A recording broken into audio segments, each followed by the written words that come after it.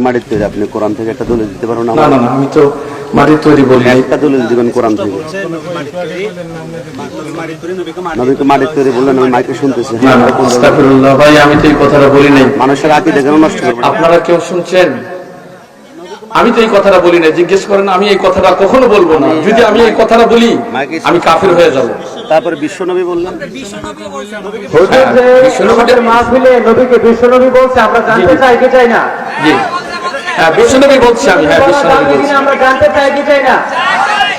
জি, বিশ্বনবী আমি বলছি, এই কথাটা আমি স্বীকার করি। বিশ্বনবী বলছি, কিন্তু আমার কথার ইয়াতে আয়সা পড়ছে, কারণ তো আমি কথাটা কিন্তু আমার দিল থেকে বলি নাই। না না না না, আমি তো পরে আয়াতে বললাম। জি জি, আমি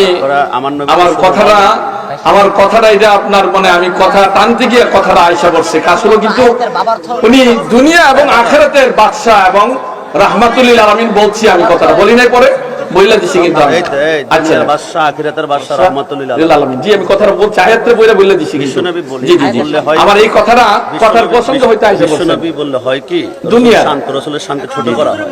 আচ্ছা, আমার নবী কিসের তৈরি?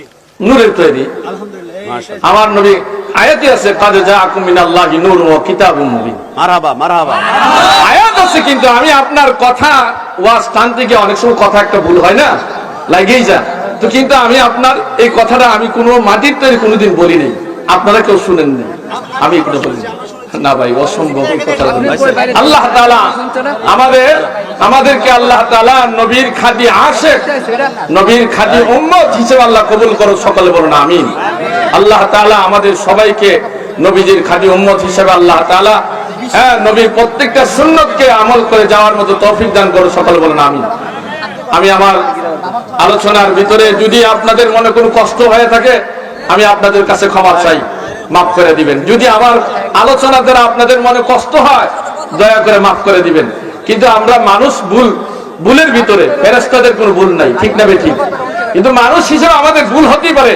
আমি কেন, আমি সাধারণ একটা মানুষ, আমার চেয়ে আরো কত বড় বড় আলেম কত কথা ভুল করে বলতেছে।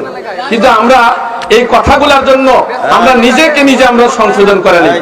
আল্লাহ তাআলা আমাদের সবাইরে আল্লাহ কবুল করো, সকলে বলেন আমিন। আল্লাহ এই মাহফিলকে কবুল করো, সকলে বলেন আমিন।